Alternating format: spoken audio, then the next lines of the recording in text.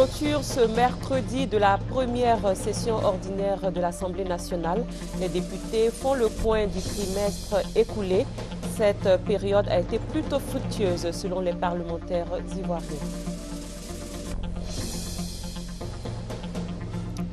Construction d'une nouvelle gare routière dans la commune d'Adjamé. Les travaux vont bientôt démarrer. Le président de la République, Alassane Ouattara, effectuera demain la pose de la première pierre.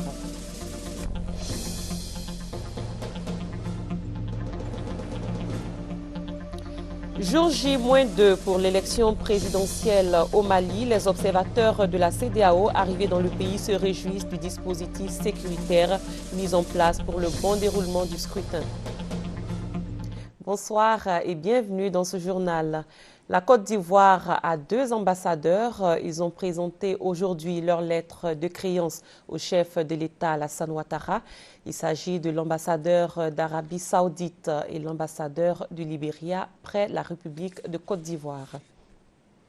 Une forte délégation d'hommes d'affaires et investisseurs singapouriens séjourne en ce moment à Abidjan. Elle a été reçue en audience par le président de la République, Alassane Ouattara. La délégation était conduite par le ministre d'État, ministre du Commerce et de l'Industrie de Singapour, Lee Yi-Shian. Les hommes d'affaires singapouriens qui désirent investir dans le pays vont dans un premier temps explorer le marché ivoirien. La clôture de la première session ordinaire de l'Assemblée nationale a eu lieu aujourd'hui. C'était l'occasion pour les parlementaires ivoiriens de faire le point de leurs activités. En plus du vote des lois, les députés ont réalisé des pas de géant en matière de diplomatie et de coopération interparlementaire. On en parle avec Léon Brou.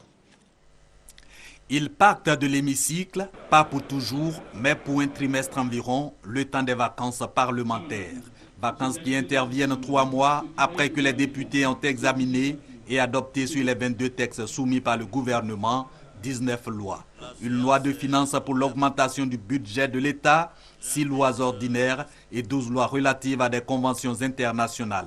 Autre activité développée durant le trimestre écoulé, la coopération interparlementaire avec notamment le Sénégal, la diplomatie parlementaire avec pour effet la tenue à Abidjan de la 39e session de l'Assemblée parlementaire de la francophonie qui s'est soldée par l'occupation par la Côte d'Ivoire du poste de vice-président de cette institution. La première session parlementaire, donc une session pour repositionner la Côte d'Ivoire. Ces résultats pour le président de l'Assemblée nationale ne doivent pas constituer un motif d'inactivité pour les députés. Guillaume Soro les a exhortés à aller au contact des populations, prenant l'engagement lui-même devant le chef du gouvernement et des présidents d'institutions de mettre ses congés à profit. La clôture de la première session parlementaire, aussi une occasion pour le président de l'Assemblée nationale de rendre compte de la mission qu'il a conduite en Égypte pour le compte de l'Organisation internationale de la francophonie dans le cadre du règlement de la crise égyptienne.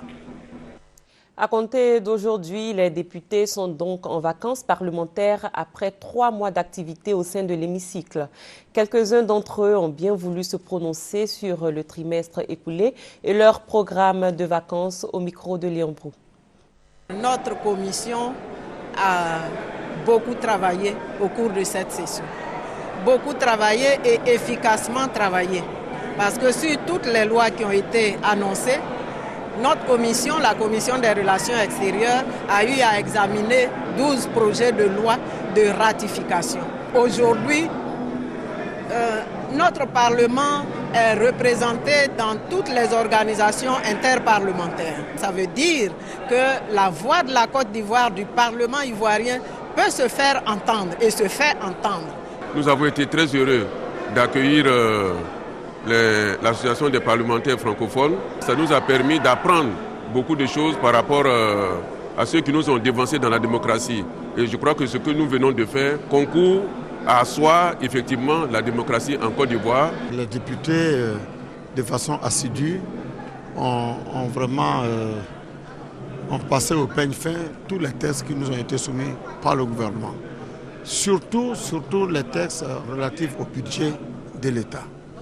Mais le plus important, c'est que le sérieux que nos députés ont mis dans ce travail, ont permis de repositionner le Parlement ivoirien, auprès des autres parlements frères. Donc c'est vraiment un député satisfait, heureux, qui repart en vacances parlementaires avec la satisfaction du devoir accompli. Pendant les travaux du trimestre, nous avons œuvré de façon consensuelle. Et cela doit servir d'exemple pour que les mois à venir, les décisions soient prises de façon consensuelle. Ça sera salutaire pour notre institution. Je parlerai même de fierté dans la mesure où nous avons travaillé pendant 3 mois. Nous avons débattu des sujets importants et là, notre rôle est de voir et de rendre compte de nos activités à toute la population.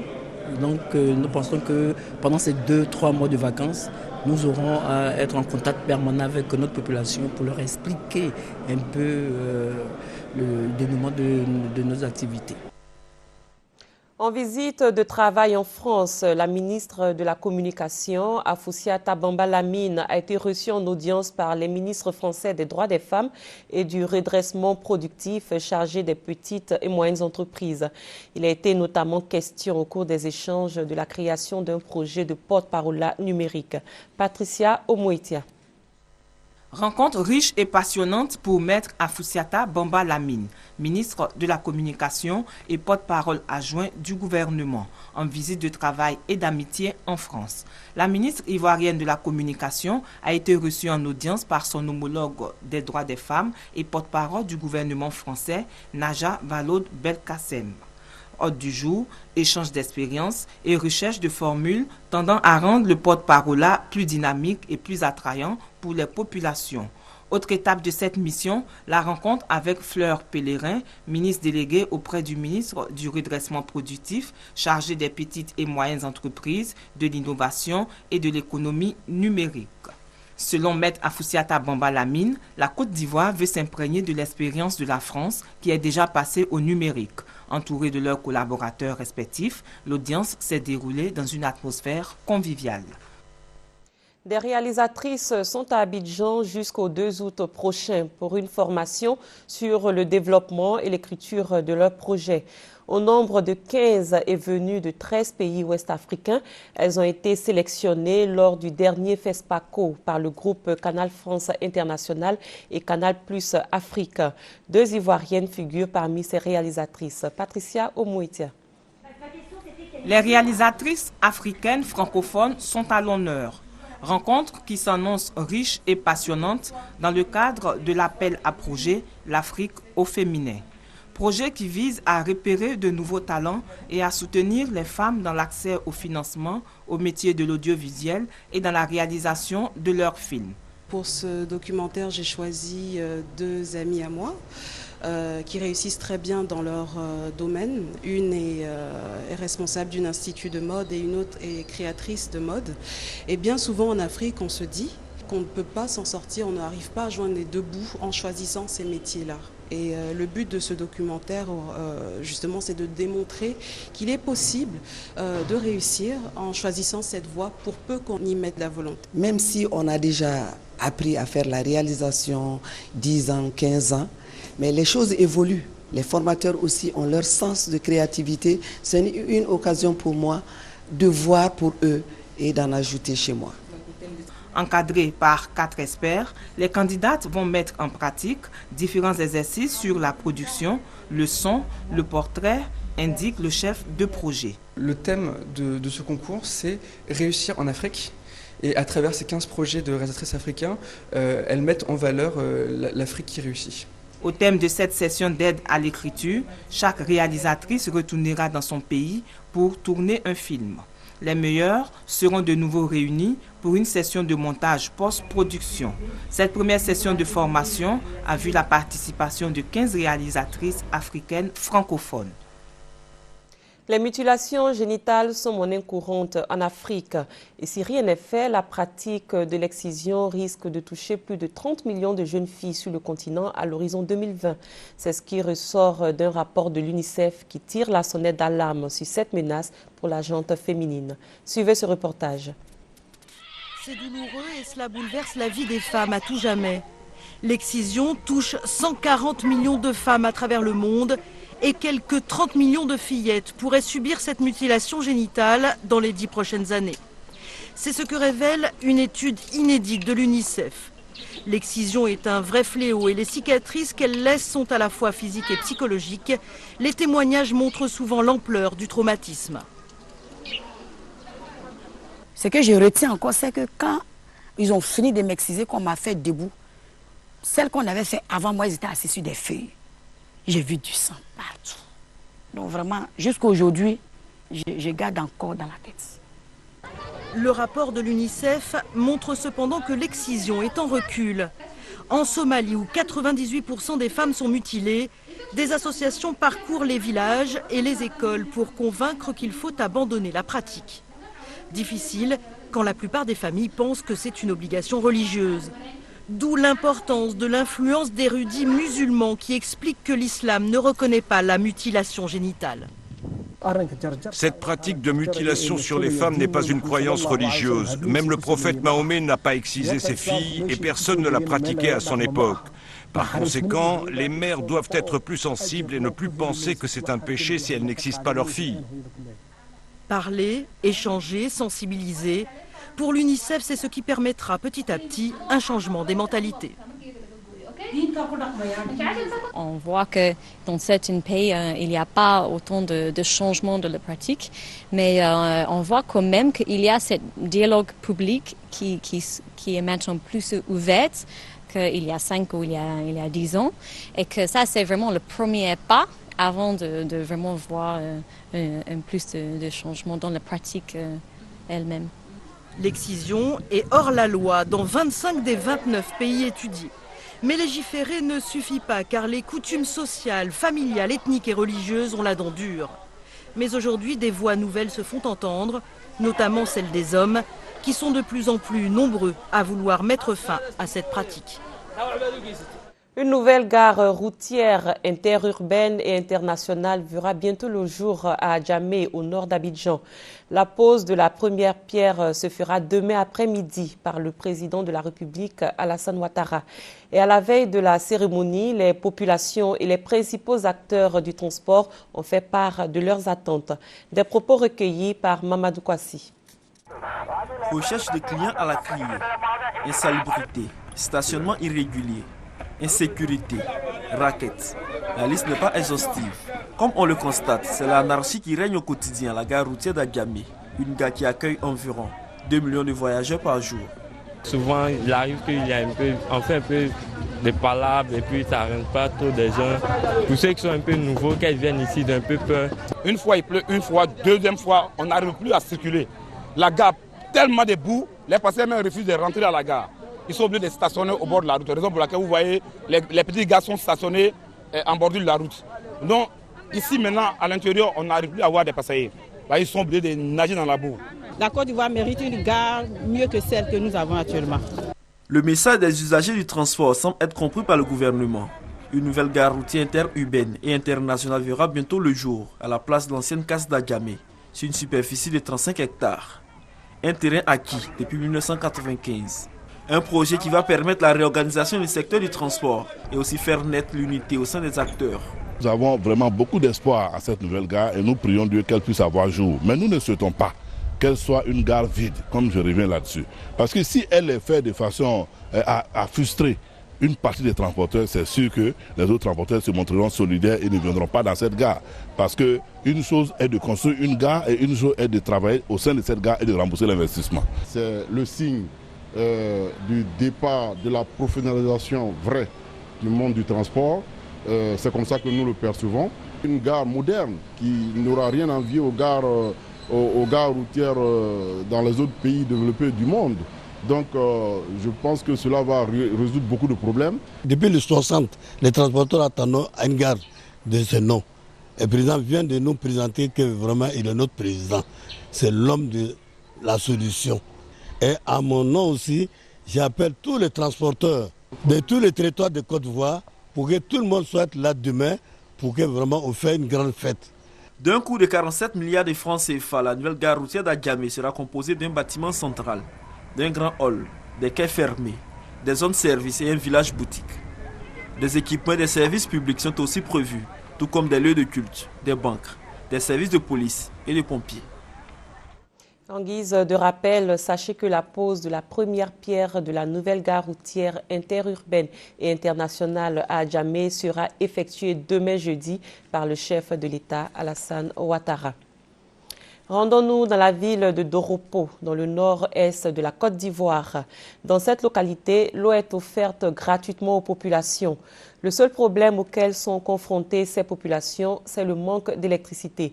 Et à ce niveau, des efforts sont en cours. Serge Gangomé, Patricia Omoitia. Doropo est situé à 75 km de Bouna et à seulement 25 km du Burkina Faso. Cette ville ivoirienne est en plein essor. De nouvelles constructions ont vu le jour, ainsi que le renforcement des infrastructures urbaines à cause surtout du passage du chef de l'État dans la région du Bunkani. Avant l'arrivée du président de la République, à l'occasion de sa visite d'État, au mois de novembre, le problème d'eau se posait. Mais depuis sa visite mémorable du 28 novembre à Doropo, l'eau est servie gratuitement à la population. Si pour l'heure, la population de Doropo a accès à l'eau potable, ceci n'est pas encore le cas pour l'électricité. Je gère un maquis, mais j'ai un problème de courant. Je ne suis pas le seul, c'est comme ça partout à Doropo. Nous demandons des compteurs, mais on n'arrive pas à en avoir. Donc à chaque fois, on nous dit non, il faut aller à Bouna. Moi, je suis allé 2 fois à Bouna, mais c'est le même problème. Moi, que je n'arrive, l'électricité était servie de 18h à 6h du matin. Ça veut dire que dans la journée, il n'y avait pas de courant. L'administration ne travaillait pas. Dieu merci, on vient de bénéficier d'un groupe électrogène de 800 caviars du président de la République. 22 heures de fourniture de courant. Et mieux, le président a promis d'envoyer 2 groupes. Ça ne saurait tarder. Une fois la solution au problème d'électricité trouvée, Doropo fera partie des villes les plus animées et prospères de la Côte d'Ivoire au vu de ses ressources minières, notamment l'exploitation de l'or dans cette localité. L'actualité à l'étranger, c'est d'abord avec le Mali. 200 observateurs de la CEDEAO sont arrivés ce mercredi dans le pays à 2 jours des élections des présidentielles. La mission dirigée par l'ancien président ghanéen John Kufuor s'est dit satisfaite des conditions sécuritaires en place. Sylvie Touré est notre envoyée spéciale à Bamako. Ils sont issus de tous les pays membres de la CEDEAO à l'exception du Mali. Au nombre de 250, ces observateurs seront déployés dans les 8 régions administratives du Mali, avec pour mandat la supervision du scrutin. Des observateurs qui notent déjà un premier satisfecit, les conditions sécuritaires. Le gouvernement malien a pris des mesures de sécurité et nous en sommes conscients et nous faisons confiance à ces mesures prises par ce gouvernement. Ces mesures ont été aussi renforcées par les mesures de sécurité prises par les Nations Unies. Et tout cela renforce la sécurité autour du processus électoral dans le pays.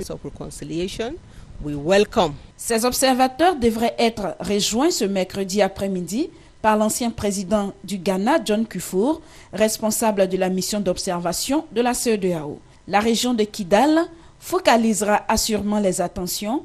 Le représentant spécial du président de la commission de la CEDEAO pour le Mali se réjouit de l'engagement des groupes rebelles au bon déroulement du scrutin. À l'évaluation, nous avons la satisfaction de constater que tous les groupes qui jadis étaient opposés à la fois au gouvernement malien mais aussi à l'organisation des élections ont pris un engagement très fort de s'impliquer pour que les élections se passent dans les meilleures conditions possibles. Du côté du gouvernement, une rencontre avec les représentants des différents candidats a eu lieu ce mercredi.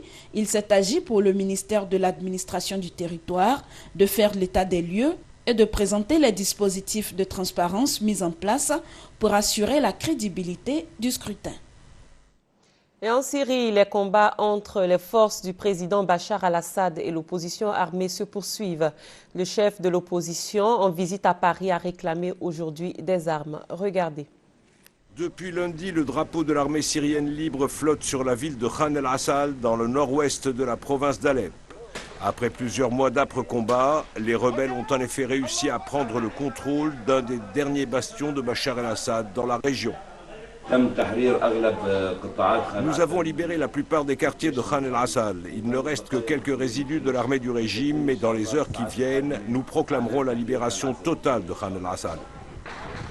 Le lendemain, l'ASL confirmait l'information faisant état d'un bilan de 200 soldats loyalistes tués et 75 désertions.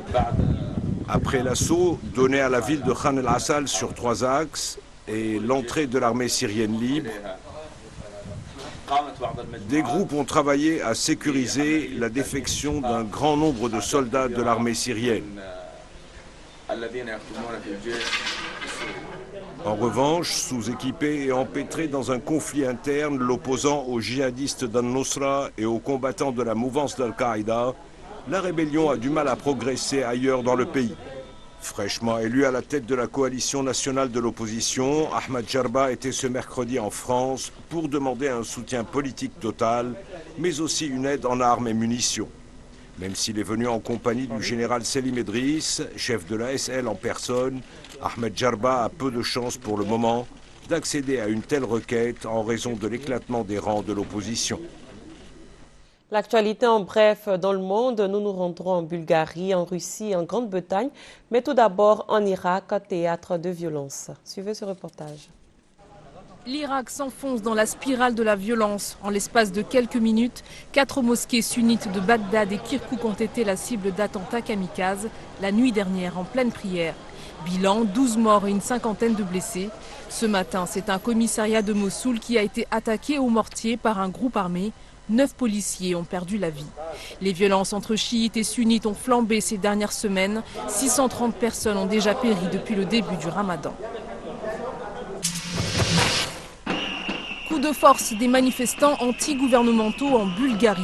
Au 40e jour de leur mobilisation, ils ont assiégé le Parlement où se trouvaient une centaine de députés, ministres et journalistes. Le siège aura duré 9 heures avant l'intervention musclée des forces de l'ordre. Bilan 17 blessés dont 3 policiers. Les manifestants protestent contre l'oligarchie qui, selon eux, dirige le pays. Ils réclament la démission du gouvernement. C'est dans ce tribunal de Moscou que s'est ouvert ce matin le procès très attendu des assassins présumés d'Anna Politkovskaya. Il y a 7 ans, cette journaliste et opposante russe avait été retrouvée criblée de balles dans le hall de son immeuble. Ses proches boycottent le procès qu'ils jugent illégitime à cause de la composition du jury.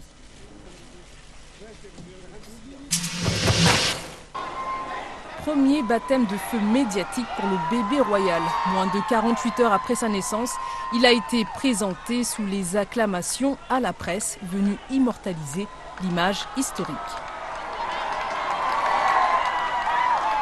Il a une sacrée paire de poumons, ça c'est sûr. C'est un beau bébé, il est assez lourd. Nous réfléchissons toujours à un prénom, nous l'aurons aussi vite que possible.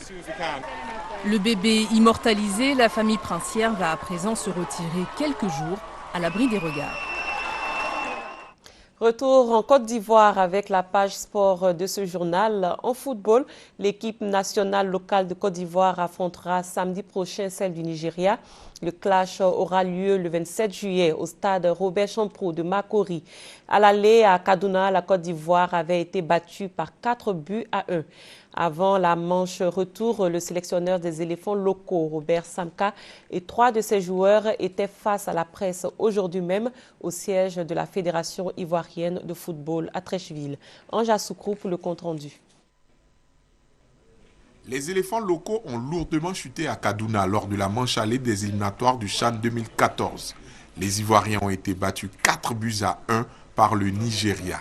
Pour autant, le sélectionneur de l'équipe nationale locale s'est voulu rassurant devant les journalistes. Selon Norbert Saraka, les Ivoiriens se sont bien préparés pour inverser la tendance à domicile. Je mets l'accent sur l'aspect technique, tactique, physique et puis psychologique.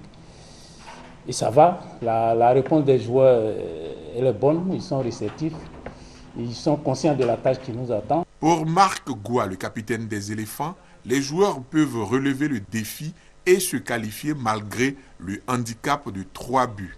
À 9, nous avons produit du jeu, même eu les meilleures occasions que le Nigeria. Mais il faut dire que nous sommes optimistes et c'est une tâche aussi difficile mais pas impossible. Et là, nous allons tout donner pour pouvoir remonter les 3 buts et avoir la qualification si possible. Les internationaux présents à cette conférence de presse, Marc Goua, Ali Badra Sibi et Abdul Karim Sissé et leurs sélectionneurs ont souhaité que le public fasse le plein du stade Robert Champrou. Cela les aiderait à coup sûr à franchir le cap nigérien et se qualifier pour le prochain tour. Cette rencontre des éliminatoires du CHAN 2014 prévue en janvier en Afrique du Sud se jouera le samedi 27 juillet 2013 au stade Robert Champrou de Marcory. Depuis lundi, Abidjan abrite la 5e conférence des ministres des Sports de l'Union africaine. Une réunion initiée depuis 2006 pour permettre aux experts et responsables de sport de passer en revue les performances africaines et de faire des propositions en vue de les améliorer. Une conférence en 2 étapes principales, la réunion des experts et celle des ministres. Et c'est avec Cathy Touré. Après la réunion des experts, les ministres des Sports se retrouveront les 25 et 26 août pour la 2e étape de la 5e conférence des ministres des Sports de l'Union africaine, la CAMS 5. À l'ordre du jour, l'examen du rapport de la présidente de la Commission de l'Union africaine sur la mise en œuvre des décisions de la CAMS 4 qui s'est tenue à Addis Abeba en Éthiopie en octobre 2011. Une table ronde sur le thème de la conférence, à savoir utiliser le sport comme facteur de réalisation des programmes nationaux de développement, figure au menu de cette rencontre ministérielle. En choisissant ce thème, l'Union africaine voudrait d'une part montrer l'imbrication du sport dans tous les secteurs d'activité et d'autre part manifester sa volonté d'utiliser le sport comme un des moyens pour booster le développement de nos pays. Les travaux porteront également sur le rapport intérimaire relatif aux Jeux africains de 2015 de Koja-Brazzaville, ainsi qu'à la performance des pays africains aux Jeux olympiques et lors des principaux événements sportifs internationaux. Enfin, le dernier jour sera consacré à la réunion de l'Assemblée générale extraordinaire du Conseil supérieur en Afrique. Le CAMS 5, ce sont environ 200 experts et ministres des Sports qui se penchent sur l'avenir du sport africain. C'est la fin de cette édition. Merci de votre attention. Très bonne fin de soirée sur RTI 1. Au revoir.